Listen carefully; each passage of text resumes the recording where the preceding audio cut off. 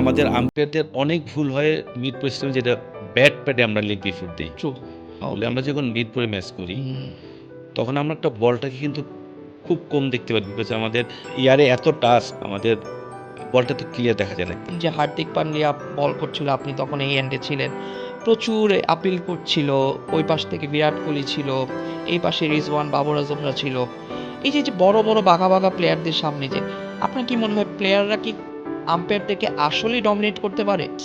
So umpiring এর ব্যাপারটা আপনি কোনো মুহূর্তে আপনি ইয়ে হতে পারবেন না। আপনি যখনই রিল্যাক্স হবেন, তখনই আপনি ভুল করার সম্ভাবনা সবচেয়ে বেশি থাকবে।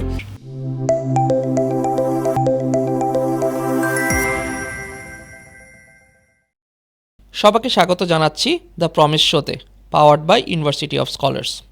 ইউনিভার্সিটি অফ স্কলার্সের মোটো হচ্ছে we build professionals. University of স্কলার্সে আছে 6টি ডিপার্টমেন্ট, যার মধ্যে CSC, triple E, textile, English, BBA এবং এমবিএ। আপনার ক্যারিয়ারের সঠিক পথ হতে পারে ইউনিভার্সিটি অফ স্কলার্স। তাই আর দেরি না করে আজই যোগাযোগ করুন স্ক্রিনে দেওয়া নাম্বারে এবং আপনার স্বপ্ন পূরণের এক ধাপ এগিয়ে যান।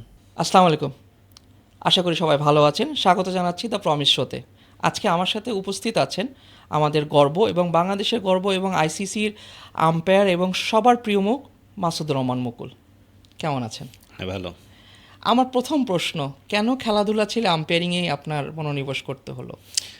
আসলে এটার পিছনে অনেক বড় একটা ঘটনা, বাট আমি ছোট করে বলার জি, চেষ্টা করি। জি।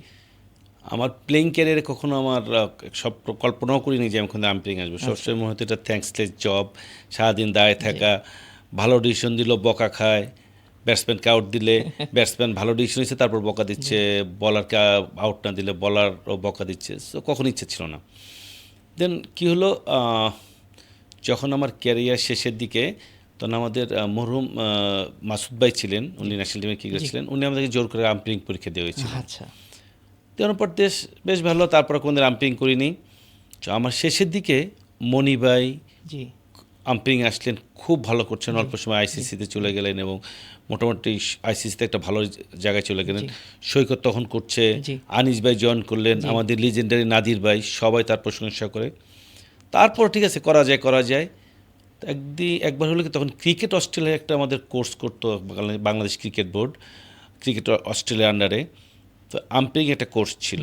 তো আমাকে বললো আপনি জয়েন করেন, মাসুদ ভাই আপনি করে বলতেন। তো আমি ইচ্ছার বিরুদ্ধে গেলাম। যাওয়ার পর দেখি প্রথম দিন একটা গেঞ্জি আমাকে একটা গিফট করলো, সাদা গেঞ্জি, খুলে দেখি বাংলাদেশের লোগো এখানে। আচ্ছা।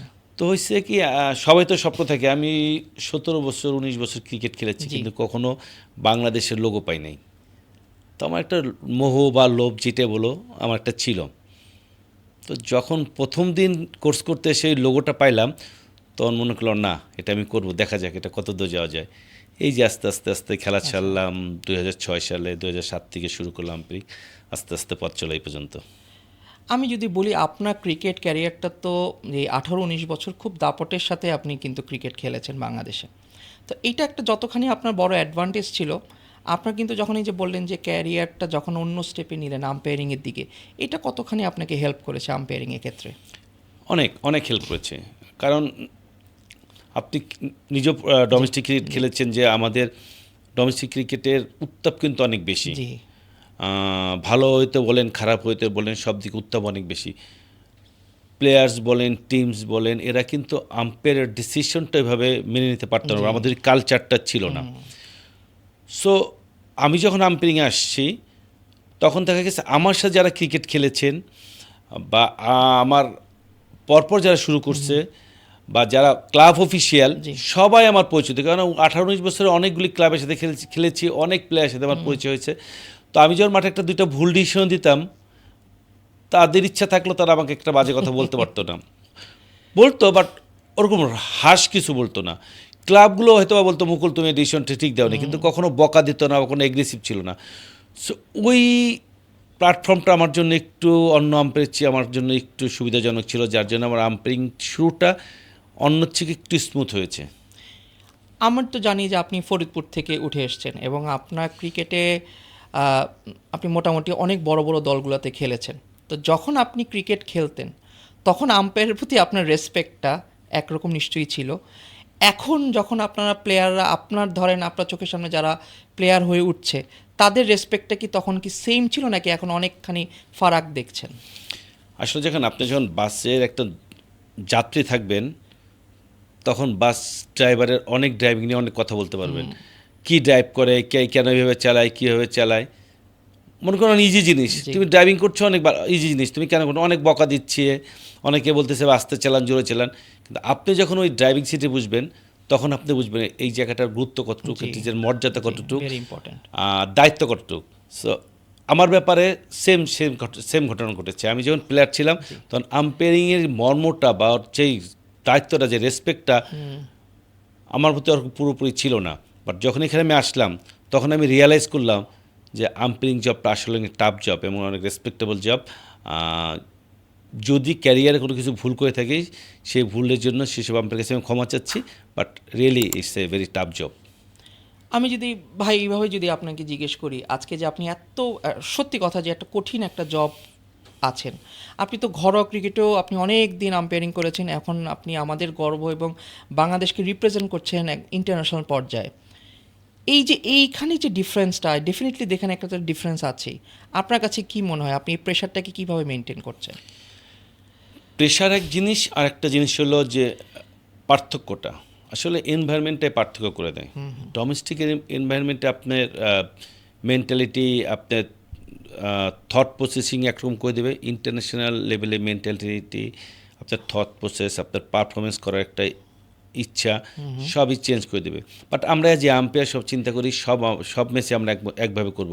বাট সত্যি কথা বলতে হিউম্যান ক্যারেক্টার, সো আপনার পরিবেশ এবং পরিস্থিতি আপনাকে কিছুটা হলেও আপনাকে চেঞ্জ করে দেয়। আচ্ছা সো ইন্টারন্যাশনাল সাথে যদি আমাদের ডোমেস্টিক ধরেন, যে আকাশ পাতাল তফাৎ। আচ্ছা। বাট আমি এতটুকু বলতে পারি, আমাদের কালচারটা আস্তে আস্তে গ্রো করছে। বাট আপনি যদি ভালো উন্নত বিশ্বে যান, like Australia, West Indies, Sri Lanka, India, এদের ডোমেস্টিক আর ইন্টারন্যাশনাল লেভেলের যে পরিবেশটা, ড্রেসিং রুমের পরিবেশ, মাঠের পরিবেশ, প্লেয়ারদের পারফরমেন্স করার যে ইভেন ইচ্ছা, আম্পায়ারের যে পরিবেশ, এই পরিবেশটা ইন্টারন্যাশনাল লেভেলের কাছাকাছি। আচ্ছা। মানে ওই ফ্লেভারটা পাবেন, জি যার জন্য আম্পায়ারিংটাও কিন্তু আপনি ওই ফ্লেভারটা চলে আসে।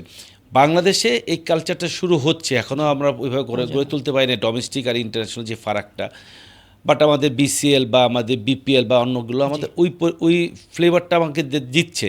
বাট যত বেশি আমরা ইন্টারন্যাশনাল লেভেলের কাছাকাছি যাবো ওই ফ্লেভারে, তত ডোমেস্টিক এবং ইন্টারন্যাশনাল আম্পায়ারিং বলেন, খেলার মান বলেন, প্লেয়ারের মান বলেন, কর্মকর্তাদের মান বলেন, কোনো ডিফারেন্ট খুঁজে পাবেন না। আম্পায়ারিং করতে আমরা কিন্তু সবাই বুঝি যে একজন আম্পায়ার যদি মাঠে নামতে হয় তাকে ক্রিকেটটা খুব ভালো জানতে হবে। এখন তো মডার্ন ক্রিকেট চলে এসছে, আমরা দেখছি ম্যাচ রেফারি থাকে, দেন আম্পায়ার থাকে, অনফিল্ড আম্পায়ার, দেন আবার দেখছি যে আমরা টিভি আম্পায়ার্স আছে। এই যে ভাগগুলা, এই সম্বন্ধে যদি একটু ছোট করে বলতেন, যারা আজকে আমাদের দর্শক তারা জানতে পারতো। ওকে, আসলে দেখেন, আম্পায়ারিং করতে হলে সবার আগে জানতে হবে umpiring laws and playing condition. আচ্ছা যেটা আপনি যদি শিক্ষিত হন, জি তখন আপনি কিন্তু সব কাজ করার আপনার সাহস থাকবে অন্যরকম, আচ্ছা।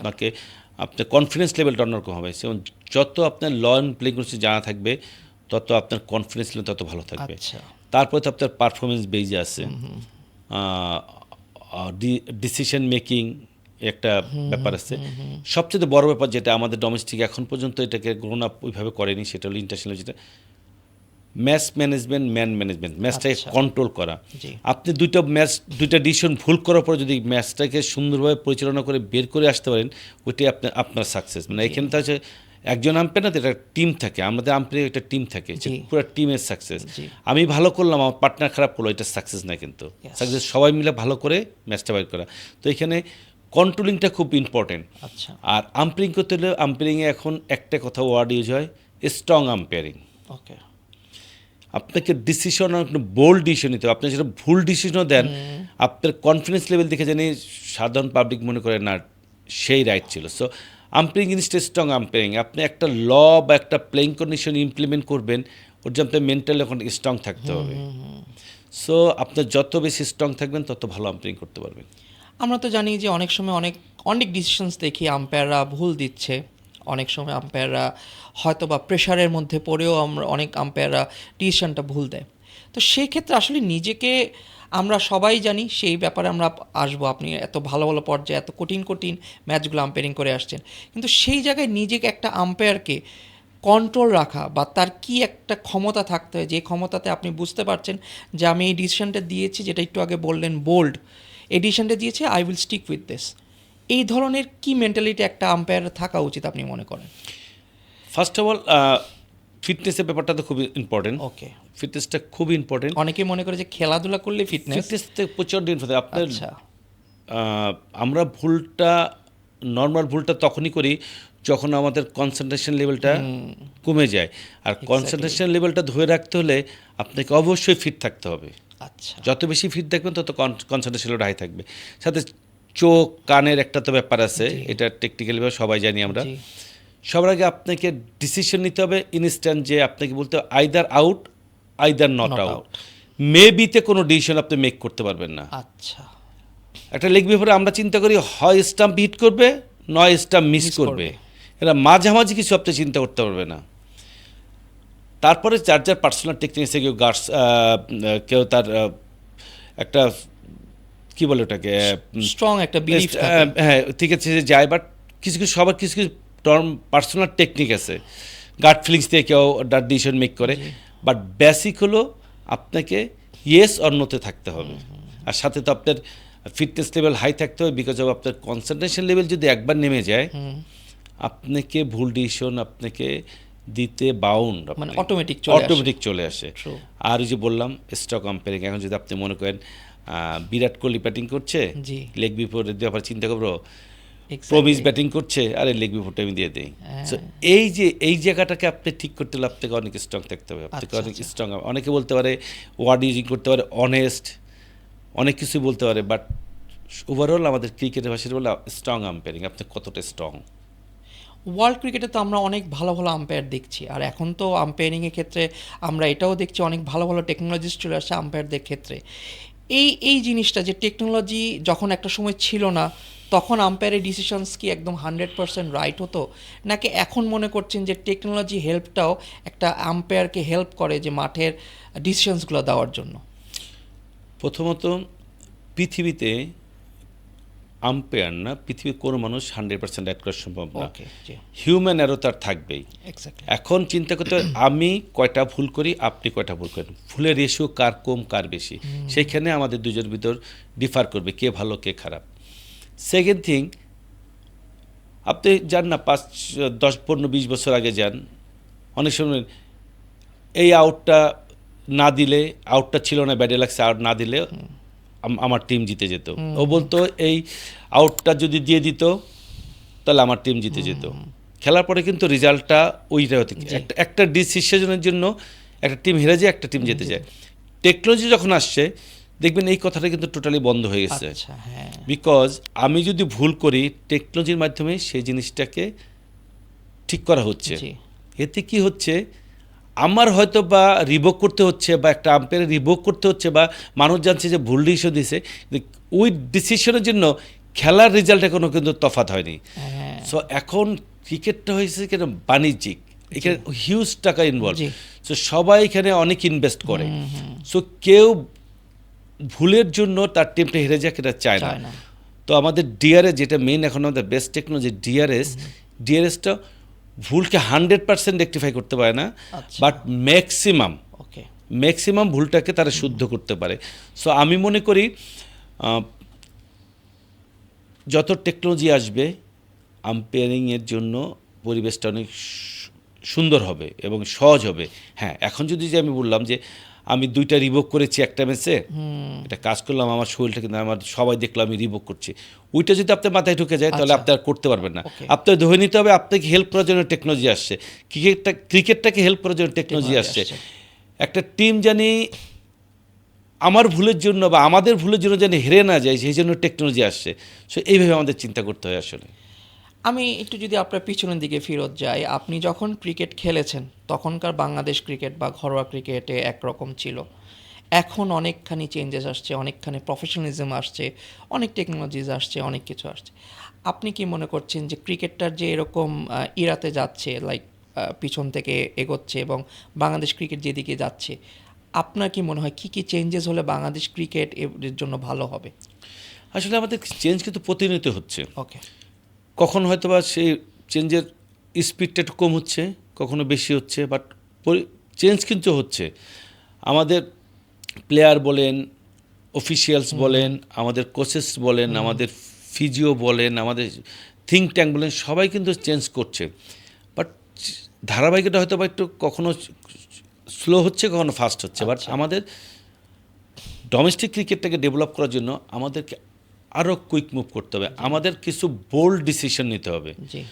আমাদের যেমন আমরা একটা সময় আমাদের ন্যাশনাল লিগ ছিল পিকনিক, ইয়েস। ওই জায়গা থেকে তো কিছুটা চেঞ্জ Change হচ্ছে, আসছে। কিছুটা True, চেঞ্জ হচ্ছে, true. But Completely. চেঞ্জের সময়টা কিন্তু অনেক বেশি নিয়ে ফেলেছি আমরা। Exactly, হ্যাঁ। এই জায়গাটাকে আরও কুইক করতে হবে। আমাদের ক্লাব ক্রিকেটটা একটু ডিফারেন্ট সিনারিও। ক্লাব ক্রিকেট হয়তো বা আপনি ওইভাবে চেঞ্জ আনতে পারবেন না, সেখানে একটা ব্যক্তি মালিকানা বা জি। এর ভিতরে অনেক ইফস অ্যান্ড কালচারও বাটস একটা ব্যাপার আছে। আছে, কালচারও একটা ব্যাপার আছে। বাট আপনি কিন্তু আপনার হাতে যেগুলো আছে, আমাদের ক্রিকেট বোর্ডের হাতে যে এনসিএল, বিসিএল, আমাদের ডেভেলপমেন্ট খেলাগুলো, এখানে ওভারঅল আমাদের পুরো স্ট্রাকচারটাকে ইন্টারন্যাশনাল লেভেলের ফ্লেভারটা আনতে হবে। আমাদের আম্পায়ারিংয়ের মান ডেফিনেটলি এইসব জায়গায় ভালো থাকতে হবে, কোচিংয়ের মান ভালো থাকতে হবে, সব জায়গায় হচ্ছে, সবই হচ্ছে। বাট আমার মনে হয় হচ্ছে। আরেকটু কুইক। আর কিছু কিছু জায়গায় যেমন we are very happy, not only আমরা, আমার মনে হয় আমাদের দর্শকরাও খুব হ্যাপি। লাস্ট 4-5টা সিরিজে বাংলাদেশের যেই আমরা উইকেট দেখেছি, যে উইকেটে বিহেভ দেখেছি, স্পেশালি মিরপুরে বিহেভ। আনএক্সপেক্টেড। Yes. সো এই বোল্ড ডিসিশনগুলো নিতে হবে যে আমরা উইকেটের জন্য জিতবো না, আমরা পারফর্ম করে জিতবো। এতে হয়তো আমরা টানা 6-7টা সিরিজ হারবো, বাট আমাদের খেলার মানটা বাড়বে। সো এইসব কিছু বোল্ড ডিসিশন আমাদের খুব নিতে হবে। আপনি অ্যাজ আ আম্পায়ার, আমি যদি বলি আপনার জন্য সবথেকে ডিফিকাল্ট কি থাকে, যে কোন ধরনের উইকেটে it's very difficult to take decisions or give decisions? Let's say ধরেন আমাদের সাবকন্টিনেন্টের উইকেটগুলো ম্যাক্সিমাম স্পিনিং বা স্পিনার্সদের খুব ফ্রেন্ডলি হয়। বাইরের উইকেটগুলো লেটসে অস্ট্রেলিয়া বা আপনি যদি সাউথ আফ্রিকা যাই বা ইভেন দো যে ওয়েস্ট ইন্ডিজ যায়, খুব আপনার ফ্রেন্ডলি উইকেট থাকে for the first bowlers. So কোন উইকেটে আসলে আম্পায়াররা সব থেকে বেশি ভুল করে ইউ থিঙ্ক, অর ডিসিশনস নিতে একটু কনফিউজ থাকে? আসলে এটা শুধু তো উইকেটের ব্যাপার না, এটা হলো ওয়েদারের ব্যাপার। যে আমি বলি, আমরা যখন মিরপুরে ম্যাচ করি তখন আমরা একটা বলটাকে কিন্তু খুব কম দেখতে পারি, বিকজ আমাদের ওকে। ইয়ারে এত ডাস্ট, আমাদের বলটা তো ক্লিয়ার দেখা যায় না। এই খেলা যখন আমরা সিলেট বা চিটাং করি তখন আমাদের ভিউটা অনেক এটার চেয়ে ভিউটা অনেক ক্লিয়ার হয়ে যায়। আপনি খেয়াল করে দেখবেন আমাদের আম্পায়ারদের অনেক ভুল হয় মিরপুর স্টেডিয়ামে, যেটা ব্যাট প্যাডে আমরা লেগ বিফোর দিই। ট্রু। বিকজ আমরা বলটাকে একটু পুরানো হয়ে গেলে বলটাকে মাটির যে কালার আর আমাদের যে ভিউটা, এবং আপনি দেখবেন আমাদের মিরপুরে কিন্তু ফিল্ডাররা ক্যাচ অনেক বেশি ফেলায়, বিকজ আমাদের ভিউটা তো ক্লিয়ার না, আমরা অনেক লাস্ট মুহূর্তে বল পিক করি। বাট সিলেট আর চিটাগাং কিন্তু আপনি দেখবেন যে ঢাকার চেয়ে একটু কম হলেও ব্যাট প্যাডে আমরা খুব কম আউট দিই। আচ্ছা। বিকজ আমাদের এখানে ভিউটা ভালো। আর আপনি যদি বাইরে যান, যদি বলে আমি সাউথ আফ্রিকা, নিউজিল্যান্ড, ইংল্যান্ড, আপনি বলে ইভেন দুবাই, আপনার বলে সিম পর্যন্ত দেখতে পারবেন। সো এইসব জায়গায় আম্পায়ারিং করা খুব, এটা হলো একটা ওয়েদারের ব্যাপার।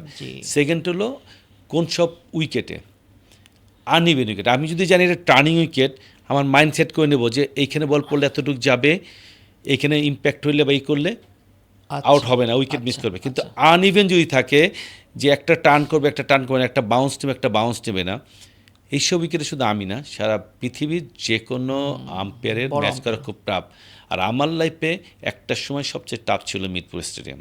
নট অনলি আমার লাইফে, আমাদের ম্যাক্সিমাম যারা ওভারসিজ আম্পায়ার আসতো তাদের জন্য। শ্রীলঙ্কার 2-1টা উইকেট আছে যেগুলো আসলে ভেরি ডিফিকাল্ট।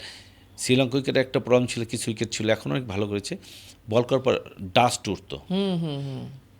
সো ডিপেন্ড করে যদি যদি একটা জিনিস থাকে, আমার শুধু টার্নই করছে বা একটা শুধু বাউন্স নিচ্ছে, ঠিক আছে, বাট একটা টার্ন করছে, একটা করছে না, একটা আনইভেন বাউন্স নিচ্ছে, এইসব উইকেটে আম্পায়ারিং করা রিয়েলি টাফ, তখন ভাগ্যের উপর ছেড়ে দিতে হয়। আচ্ছা, আপনি তো অনেকগুলো বড় বড় ম্যাচেসে আমরা দেখেছি নিজেকে খুব ঠান্ডা কুল রাখছেন, যার মধ্যে আমাদের এশিয়া কাপের কথা না বললে না। এবং এটা তো বাংলাদেশ থেকে প্রথমবার, বা যাই বলি একটা গর্বের জায়গা থেকে, যে আপনি ইন্ডিয়া পাকিস্তানের মতো ম্যাচেসের অফিসিয়ালস ছিলেন, আম্পায়ারিং করেছিলেন অন ফিল্ডে। এই যে ইন্ডিয়া পাকিস্তানের খেলা, এটা তো ডেফিনেটলি এটা ওয়ার্ল্ড ওয়াইড একটা খুব যাই বলেন, এটা মিডিয়া প্রেশার বলেন, দুই দেশের ঝামেলা বলেন, একটা একটা প্রেশার আছে।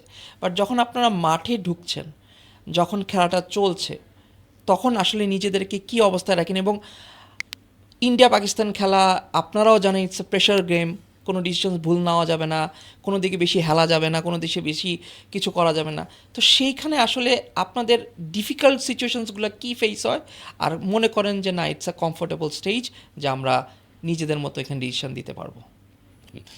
ডেফিনেটলি সবার আগে জিনিস আমরা দেখি এই যে আপনি একটা সেট আপ করেছেন আজকের জন্য, জি আপনার একটা প্রিপারেশন ছিল যে Yes. কোথায় কী থাকবে, আপনার কোন হ্যান্ডস কী কাজ করবে, আপনি কীভাবে কাজ করবেন, আপনার আপনার ইনস্ট্রুমেন্টগুলো কীভাবে কাজ করবে। প্লেয়াররা খেলার আগের দিন তারা কম্পিউটার অ্যানালাইসিসে বসেন, তারা তাদের প্রিপারেশন নেয় যে আমার নেক্সট ম্যাচ কীভাবে করবো। আমাদের আম্পায়ারের কিন্তু বিশাল বড় প্রিপারেশন আছে। আচ্ছা আচ্ছা। সো আমরা খেলার আগে কিন্তু আমাদের প্রিপারেশনের জায়গাটা খুব হিউজ, হ্যাঁ। মেন্টাল এটা কিন্তু অনেকেই জানতো না। মেন্টাল এবং ফিজিক্যাল। জি। আমরা প্রচণ্ড রকম ম্যাচের দিন আমাদের ফিজিক্যাল আমাদের প্রিপারেশন নিতে, আমাদের মেন্টাল প্রিপারেশন নিতে, ইভেন তো ফুডিং থেকে শুরু করে এভরিথিং। আচ্ছা আচ্ছা আচ্ছা, শুধু যে প্লেয়াররা ফুডিং থাকে তা না, ফুডিং থেকে আম্পায়ারদেরও। শুরু, ইভেন তো আমার ইন্টারন্যাশনাল ম্যাচে খেলার আগে শুধু আমার ফ্যামিলির জন্য আমি মোবাইল ইউজ করি, যে নাম্বারটা অন্য কেউ এই নাম্বারটা পাবে না। সো আমাদের অনেক প্রিপারেশন, হিউজ প্রিপারেশন, মানে আনবিলো। তো আমার জীবনে ফার্স্ট যখন এশিয়া কাপে বাংলা ইন্ডিয়া পাকিস্তান ম্যাচ পেলাম, আমার প্রিপারেশনটা এরকম ছিল। আমার প্রিপারেশন সবসময় আমি চেষ্টা করছি আমার যারা ম্যাচ করেছে, আমরা যেমন প্লেয়ার টু প্লেয়ার ভ্যারি করে, তো আমরা Yes. প্রত্যেকটা প্লেয়ার যার যার ম্যাচ আমি করিনি তাদের সম্বন্ধে, তাদের দেশে আম্পায়ার বা অন্য দেশে যারা করেছে তাদের সাথে ডিসকাস করছে, উইকেটটা কেমন হবে, কিওটের সাথে কথা বলেছি, উইকেটের বাউন্সটা কেমন হবে, কিওটের সাথে কথা বলেছি, কিছু ভিডিও দেখেছি যে কী টাইপের শটস কোন কোন প্লেয়ার খেলে, আচ্ছা। কী টাইপের বল কোন কোন মানে বলাররা ব্যাক করে, এন্ডে অনেক প্রিপারেশন থাকে। Huge huge. দেন লাস্ট প্রিপারেশনটা আমার ছিল আইদার আমি হিরো হয়ে যাব, নাহলে আমার জিরো হওয়া মানে এখানে আমার ক্যারিয়ার শেষ না, আচ্ছা। আমার বাউন্স ব্যাক করার চান্স আছে। আর আমি যদি এখানে সাকসেস ভাবে বেরোতে পারি, তাহলে আমার ক্যারিয়ারটাকে একটা স্মুথ ওয়েতে আমি নিয়ে যেতে পারবো। এটাই আমার লাস্ট প্রিপারেশন। জাস্ট মাঠে গেলাম, প্রিপারেশনটা এভাবে ছিল। এক কাজে বলবো না টাফ ছিল না, অবশ্যই টাফ ছিল জীবনে ফার্স্ট টাইম। দুবাই ওই গ্রাউন্ডে সবচেয়ে বড় প্রবলেম হলো দুবাইয়ের গ্রাউন্ডে কোনো নয়েজ শোনা যায় না, ও। মাঠটা আটকানো তো, আচ্ছা আচ্ছা বড় এইজ হলো সে নয়েজটা শোনা যায় না। আচ্ছা। আর ইন্ডিয়া পাকিস্তান ম্যাচ মানে ফুটবলে যেমন আর্জেন্টিনা জি, ব্রাজিলে ব্রাজিল। খেলা, যেমন যে ব্রাজিল যদি ভালো টিম না হয় তা আর্জেন্টিনা ব্রাজিল হ্যাঁ। খেলা, কিন্তু আর্জেন্টিনা ব্রাজিল অনেক, খেলা। অনেক। সো অনেকটা সেই রকমই সাকসেসফুলি যখন জি বেরোতে পেরেছি তখন মনে হচ্ছে না প্রিপারেশনটা ভালো ছিল। এবং ওই একটা ম্যাচ পরে যে 4টা ম্যাচ করেছি আমি, হ্যাঁ। তারপরে ওটার পরে আমি 4টা ম্যাচ করেছি ইনক্লুডিং এশিয়া কাপের ফাইনাল সহ, জি ইন্ডিয়া পাকিস্তান ম্যাচ।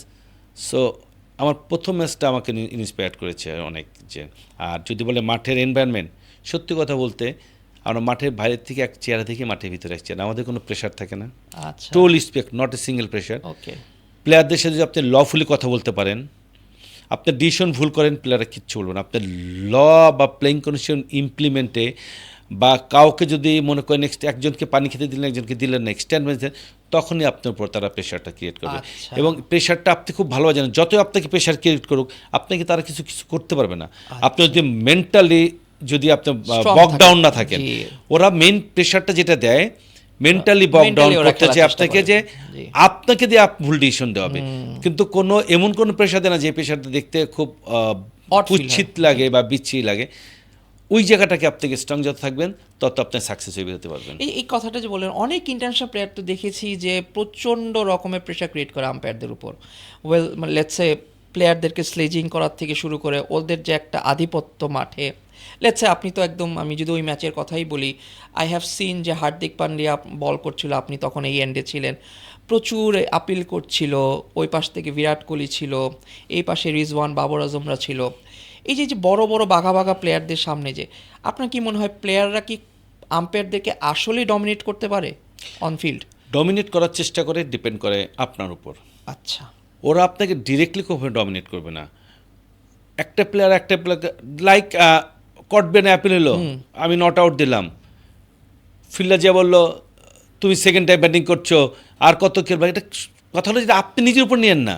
ইয়েস সে কিন্তু বলতেছে আপনাকে যে আপনি ভুল ডিসিশন দিচ্ছেন সেকেন্ড টাইম ব্যাটিং, ওরা ওদের ভিতরে কথা বলতে দেন না, জিনিসটা নেন না। আচ্ছা সবচেয়ে বড় কথা, যত প্রেশার আপনার ঘাট থেকে রিলিজ করতে পারেন। আমরা হয় কি মাঠের ভিতর আমরা যখন স্টার্ট করি, আমরা মাঠে প্লেয়াররা কে কার সাথে কী কথা বলতেছে, কোন কার সাথে ওই কথাগুলো আমরা নেই। ও ওগুলো কথাগুলো আমাদের নেওয়া দরকার নেই। কথা হলো আমার না তো, আমার দায়িত্ব না তো। জি জি জি যেমন টাফ সিচুয়েশন কোনটা ছিল, এবার ইন্ডিয়া পাকিস্তান ফাইনাল জি ম্যাচটায় জি একটা সময় তখন পাকিস্তান ফিল্ডিংয়ে, পাকিস্তান ব্যাটিংয়ে, ইন্ডিয়া ফিল্ডিংয়ে, ইয়েস ইন্ডিয়া না, পাকিস্তান ফিল্ডিং, ইন্ডিয়া ব্যাটিংয়ে। পাকিস্তান ভালো ভালো অবস্থায় ছিল, ইন্ডিয়া একটু বাজে অবস্থায় ছিল। কিছু ফ্লাড লাইট অফ হয়ে যায়। ওকে আমার দুই আম্পায়ার একসাথে হওয়ার পরে উইল ডিসাইড যে না, আমরা ওয়েট করবো, কেন যতটা ফাইনাল পাকিস্তান ফাইনাল খেলা। জি জি তার মানে এমন না যে লাইটটা এমন ছিল না যে খেলাটা আমি চালাতে পারবো না, চালাতে পারবো, কিন্তু আমাদের হচ্ছে it's not safe for Sufficient না, সাফিসিয়েন্ট লাইট, মানে সাফিসিয়েন্ট লাইট ছিল না। জি পাকিস্তান এসে আমাদের, তারা তো একটু ভালো better অবস্থায় position এ ছিল। তুমি কেন খেলা মানে, তো আমরা ওই জায়গায় ওই অ্যাপ্লিকেশন দেবে। We decided light sufficient not safety for players, not safety for umpires, not safety for Spectator. আচ্ছা। সো যতক্ষণ লাইট না আসবে ততক্ষণ আমরা খেলা চালাবো না।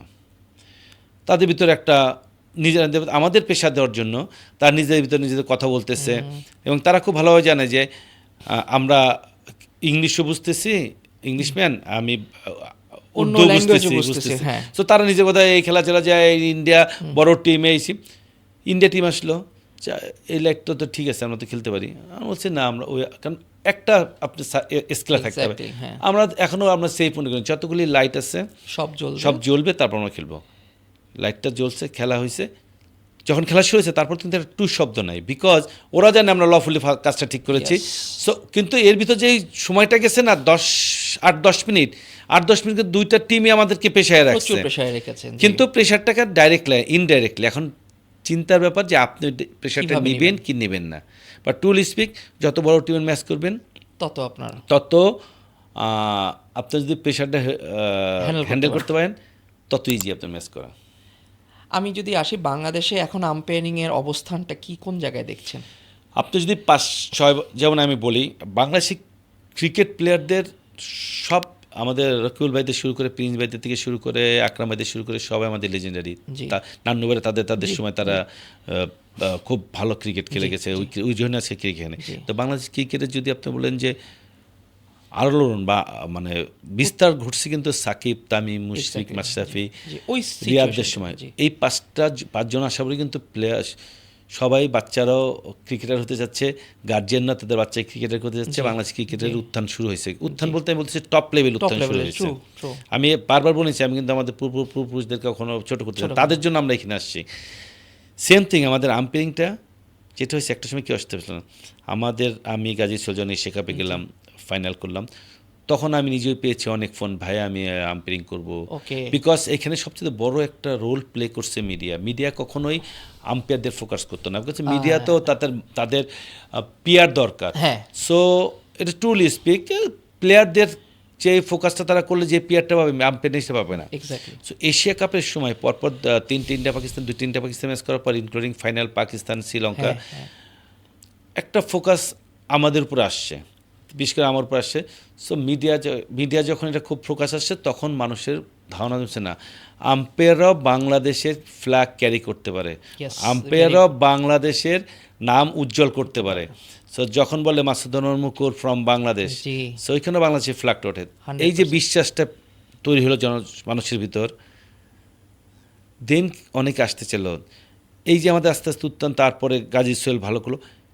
Suddenly we are very lucky, suddenly বললে ভুল হবে, সরি, যেটা অনেক আগে হওয়ার কথা ছিল, সেই কাজটা তার কিছুদিন পরে হলো, আমাদের সরফুদ্দুল ইবনে জি। সৈকত এলিট প্যানেলে চলে আসলো। জি সারা ওয়ার্ল্ডের 12টা আম্পায়ারের ভিতরে সৈকত একজন আম্পায়ার, এবং সব বড় বড় টেস্ট ম্যাচ শুরু করলেন, এবং সাকসেসফুলি সারা বিশ্ব একদিকে, সে একদিকে থেকেও পারফেক্ট ডিসিশন নিয়ে মাঠ থেকে বের হয়েছেন, ট্রু যেটা অস্ট্রেলিয়া ইন্ডিয়ার সাথে যেটা হয়েছে, এটা সারা বিশ্ব একদিকে। আর বিশ্ব ইনেসেন্সে বলতেছি, ডেফিনেটলি বাংলাদেশের পক্ষে তো আমি কথা বলছি, যেমন ইন্ডিয়ানের পক্ষে কথা বলছি, ইন্ডিয়ানরা যদি ইন্ডিয়ার পক্ষে কথা বলে, জি। তাহলে এখানে তো 130 কোটি লোক। হ্যাঁ সো এরপর থেকে আম্পায়ারদের ওই সুন্দর সময় শুরু হয়েছে। তারপরে গাজী সোহেল আসলো, আমাদের ম্যাক্স সুমন, মোর্শেদ খান সুমন, এক্স ক্রিকেটার, এবং এখন অনেক নতুন নতুন মুখ দেখছি ডোমেস্টিকে। ইন্টারন্যাশনালি ভালো শুরু করলো। জি আমাদের রাহুল ভালো ম্যাচ করা শুরু জি। করলো, as a match referee allotment পাওয়া শুরু করলো। জি জি দেন আমাদের সাজিদুলের মতন টেস্ট প্লেয়াররা আম্পায়ারিংয়ে আসা শুরু Yes, করলো। ওটাই বলছিলাম। শিক্ষিত ছেলেরা, জি এডুকেটেড ছেলেরা টেস্ট আম্পায়ারিং আসা শুরু করলো। ফার্স্ট ক্লাস ক্রিকেটার ন্যাশনাল টিমের প্লেয়াররা যখন টেস্ট আম্পায়ারিং আসা শুরু করবে তখন কিন্তু তখন বোঝা standard যাবে যে বেড়ে আমাদের যাবে। স্ট্যান্ডার্ড জি, বেড়ে গেছে। true. আর সবচেয়ে বড় কথা যে একটা সময় বাংলাদেশে আম্পায়াররা সারা বছরে একটা থেকে দুটা থেকে তিনটা অ্যালটমেন্ট হতো, একজন বা দুজন আম্পায়ার। জি আপনি যদি জাস্ট পিছিয়ে দিক তাকান, লাস্ট 1-1.5 বছরে, সৈকতের কথা বাদ দিলাম, সে অ্যালটমেন্ট, আমি, গাজী, সোহেল, আদার্স যে দুই আম্পায়ার আছে, আমরা র্যান্ডম আইসিসি অ্যালটমেন্ট পাচ্ছি, তার মানে আমরা ভালো 100% করছি। জি এবং বেশ কিছু কিছু জিনিস আছে যেটা আমাদের দ্বারা আমরা ফার্স্ট করেছি। যেমন আমার একটা রেকর্ড আছে, হয়তো রেকর্ডটা আর ভাঙবে না, কারণ ভাঙার চান্স খুবই কম, জি কারণ এটা আর হবে না।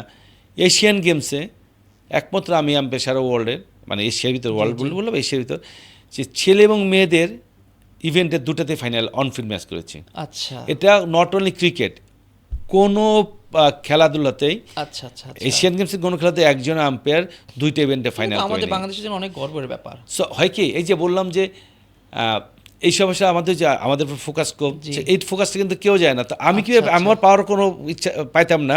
হঠাৎ আমার এক ফ্রেন্ড, সে গুগল করছে, গুগলে তোমরা আমার ডিটেলস আসছে, ডিটেল এখানে আমার লাইফের ফার্স্ট কী কী জিনিস, সেটা বের হয়ে ফ্রান্সাইজি টুর্নামেন্টে বাংলাদেশের ফার্স্ট চ্যাম্পিয়ন, এশিয়া কাপে ফার্স্ট করছে, এইগুলো করতে। এই যে এবার লাস্ট যেটা করেছে আন্ডার ওয়ার্ল্ড কাপে, বাংলাদেশে কোনো আম্পায়ার ফাইনাল করে নাই, আমি ফার্স্ট। তখন খেলেছে একমাত্র আমি এশিয়ান গেমসে, একমাত্র আমি যে এশিয়ার ভিতর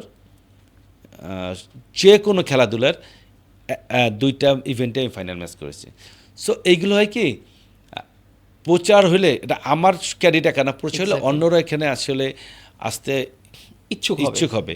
বাট আমাদের আম্পায়ারিংয়ের জায়গাটাকে আমাদের, যেমন যদি বলি যে সাকিব তামিমরা বাংলাদেশের ক্রিকেটটাকে এখানে নিয়ে আসছে, তেমন বলবো যে আমাদের আম্পায়ারিংয়ে আমাদের সবাই তো কম বেশি জি, সুযোগ আছে, বাট সৈকতের জন্য আজকে অনেকে আসছে আম্পায়ারিং জি, করতে। জি। ওর সাথে একটা নাম খুব আমাদের বেশি করে বলতে হয়, আমাদের ওমেন্স আম্পায়ার জেসি। ও জি জেসি পরপর জি, জি, জি। দুইটা ওয়ার্ল্ড কাপ করলেন। জি, উনি খুব ভালো করছেন। মিশু একটা মেয়ে আছে, সেও ভালো করছে, আরও দুইটা মেয়ে আছে আমাদের, আচ্ছা, ও আচ্ছা। ডলি এবং চম্পা, ও দুজন ভালো করছে। এবং আরেকটা আমাদের সুপ্রিয়া নামে আমাদের একজন মহিলা ম্যাচ রেফারি আছেন, আচ্ছা, আচ্ছা। তিনি ইনিয়েরোতে কিন্তু অনেকগুলি ইন্টারন্যাশনাল ইভেন্ট পাচ্ছেন। Okay, okay. তো আপনি একটা জিনিস দেখেন, আমাদের ছেলেদের যে 5-6 জন আছে, আমরা কিন্তু ইনস্ট্যান্ট ম্যাচ পাচ্ছি।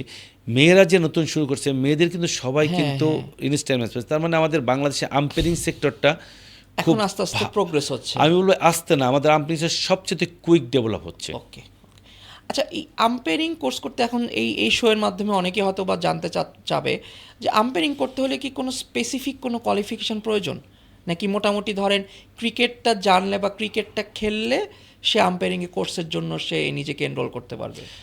আসলে কি, মানুষের এক্সট্রা কারিকুলাম থাকে না, জি সে ক্রিকেট যদি আপনি ক্রিকেটার হয়ে থেকে যদি আপনি আম্পায়ারিং আসেন, তাহলে আপনাকে আম্পায়ারিং করতে সুবিধা করবে।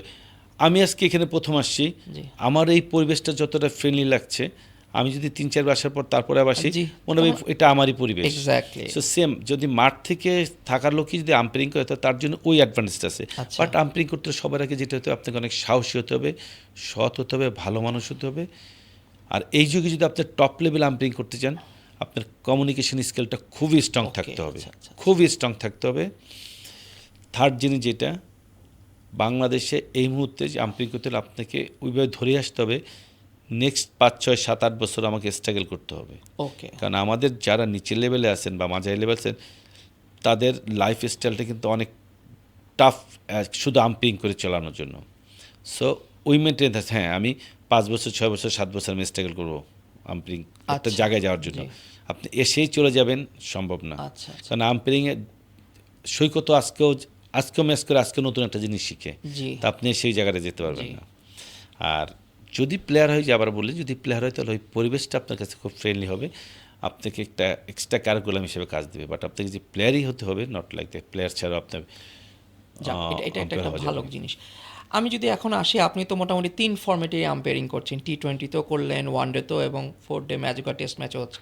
আপনার কাছে কি মনে হয় কোন জায়গাটা একটা আম্পায়ারের জন্য ইটস ভেরি ইজি, যে টেস্ট ম্যাচ না ওয়ান ডে না টি-20? আম্পায়ারিংয়ের কোনো ম্যাচ ইজি না, কারণ কি আম্পায়ারিংয়ের সবচেয়ে টাফ জিনিসটা হলো যখন সে ইজি হয়ে যায়। আচ্ছা, it's a very important thing. আপনি দেখবেন আপনি নিজের ক্যারিয়ার দেখবেন যে একটা ওয়ান সাইডের গেম হচ্ছে, যে এক টিম জিতে যাচ্ছে, নর্মাল জিতে যাচ্ছে, ওই মুহূর্তে দেখবেন আম্পায়ারিং ভুলের সম্ভাবনা বেশি থাকে, কারণ আম্পায়ার রিল্যাক্স হয়ে যায় হ্যাঁ, যখন খেলাটা টাইট থাকে। yes, সো আম্পায়ারিংয়ের ব্যাপারটা আপনার কোনো মুহূর্তে আপনি ইজি হতে পারবেন না। আপনি যখনই রিল্যাক্স হবেন তখনই আপনার ভুল করার সম্ভাবনা সবচেয়ে বেশি থাকবে। সো আমাদের 3 সেক্টরেই আমাদের জন্য টাফ প্রতিটা মুহূর্ত। কিন্তু এনজয়ের কথা যদি বলি এনজয়মেন্ট কোন জায়গাটা ধরেন লেটস সে থাকে না যে আমি এনজয় না করলে তো আমি প্রফেশনে আসতাম না, যদি সেটাই হয়ে থাকে তাহলে আপনার কাছে কি মনে হয় কোন format is very enjoyable for you? আসলে ফর্মেটে এনজয় বলে কথা না, আমার মনে হয় যে যদি আপনার প্রফেশনকে এনজয় না করেন তাহলে অবশ্যই আসবেন না। আমার এনজয়মেন্ট, আমি মাঠে দাঁড়ায় আছি, থাউজেন্ড অফ পিপল আমাদের দেখছে, একটা অ্যাপিল সাকিব বা ওয়াসিম আকরাম বা এই টাইপের কোন টপ প্লেয়াররা বা কেউ আমরা রানার কথা ধরে একটা অ্যাপিল করে আমাদের তাকায় আছে, কেউ কিন্তু রানার দিক তাকায় না, আর এক্স্যাক্টলি সব তাকায় আছে আমি কি ডিসিশন দেই, জি জি, ওই মুহূর্তটাকে এনজয় করেন আপনি। আচ্ছা আচ্ছা আচ্ছা, এটাই দিস ইজ মানে এখন আজকে আমরা বুঝলাম এটা। দেন আপনার ডিসিশনটা যখন আপনি পারফেক্ট দিতে পারেন আরো তখন তো ভালো লাগে, তখন হলো ভালো লাগে, নিজেকে খুব ভালো লাগে না, ঠিক আছে। বাট এনজয়মেন্টে আমাদের হয়েছে কি অনেক টাফ জব, তো আমরা মাঠের ভিতরে ছোটো ছোটো ছোটো ছোটো জিনিসগুলো এনজয় করি। আচ্ছা, আমি যদি এখন এই কথাতে আসি, পৃথিবীতে তো আপনি অনেক প্লেয়ারের সম্মুখীন হয়েছেন, অনেক প্লেয়ারের খেলা একদম কাছ থেকে দেখেছেন।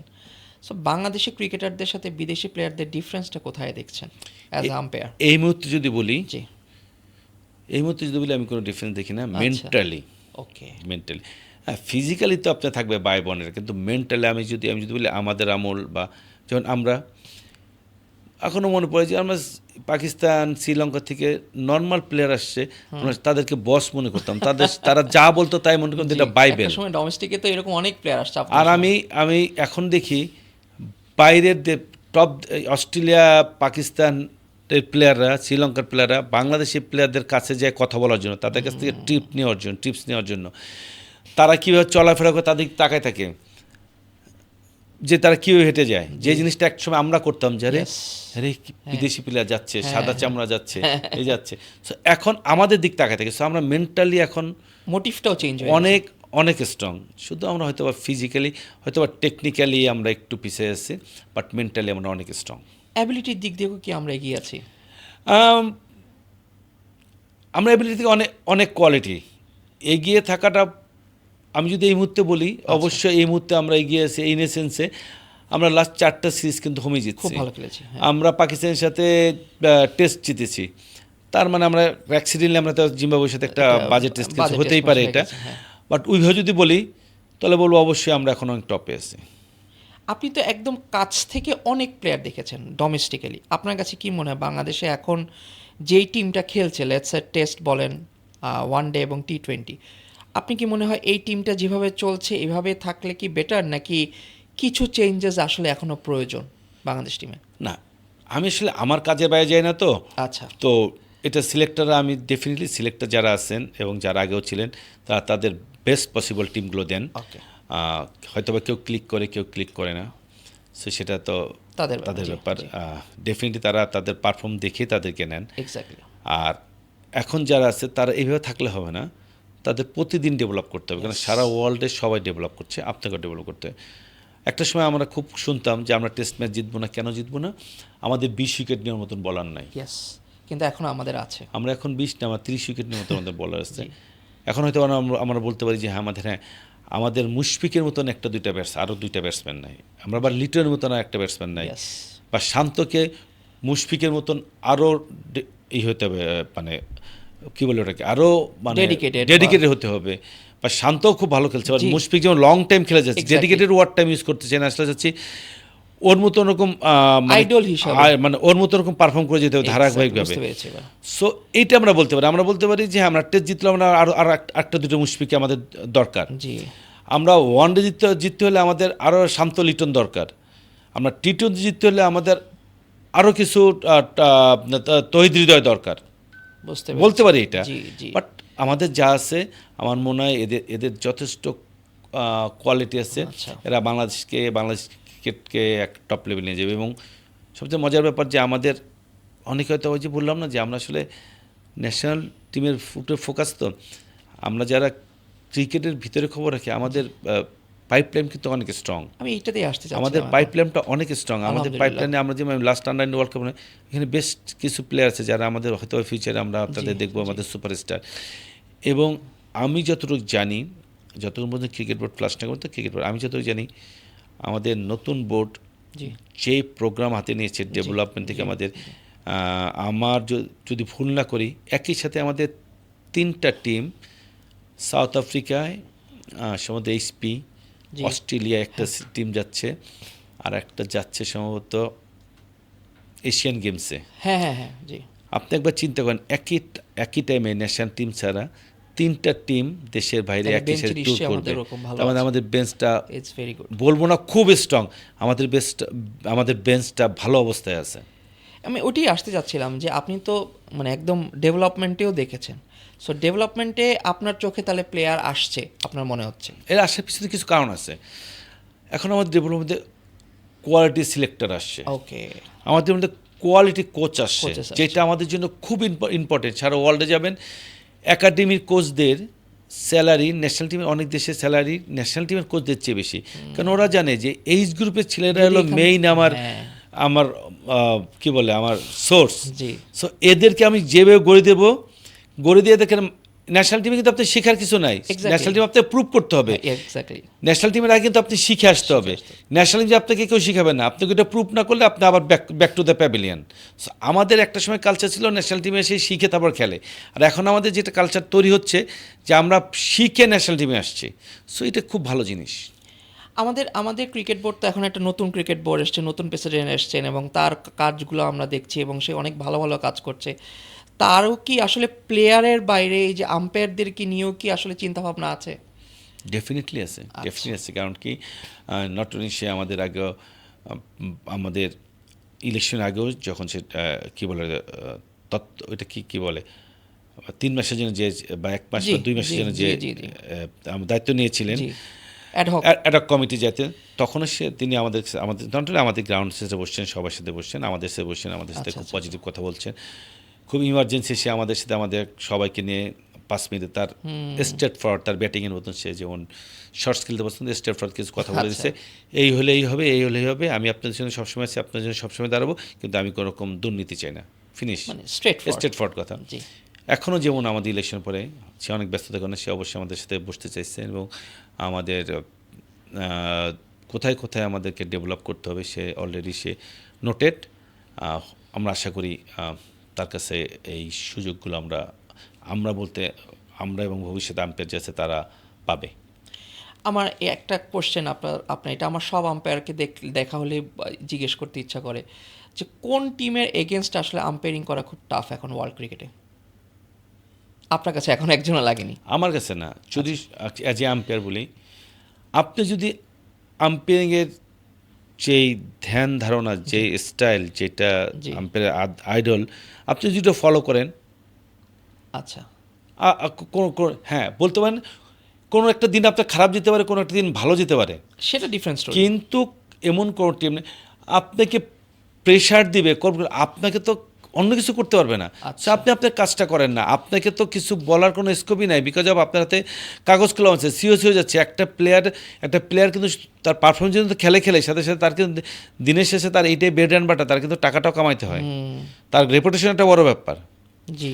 সো আপনার সাথে একটা অসমান আচরণ করে সে সাসপেন্ড হবে না, সে সাসপেন্ড হতে চাবে না।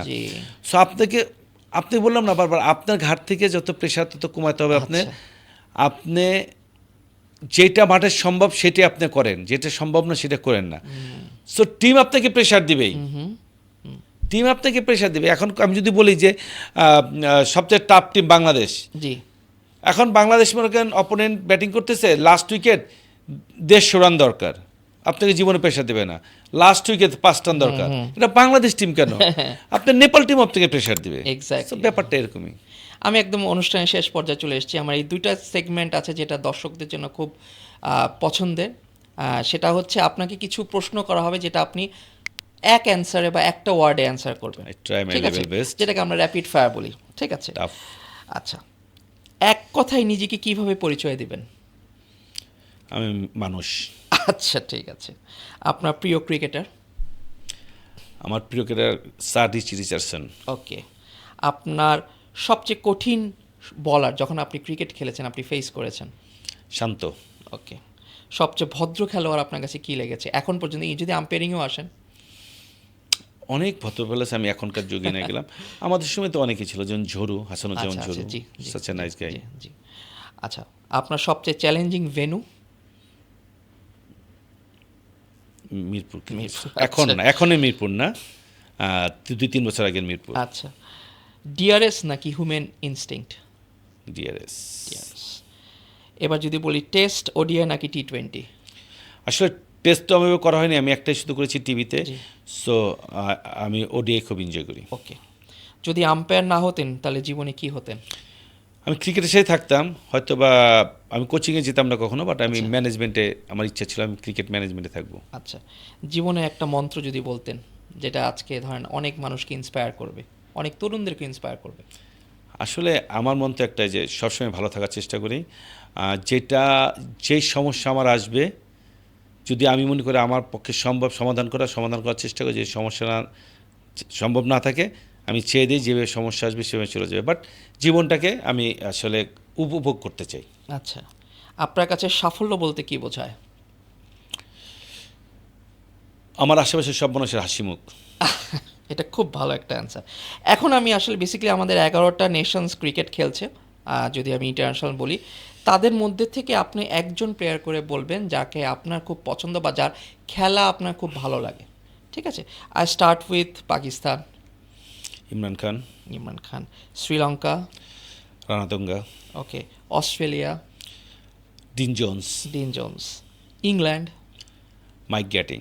Mic Gatting. South Africa. My favourite Hansie Cronje, Hansie Cronje. New Zealand. যে Martin Crowe, West Indies. Sir Richardson.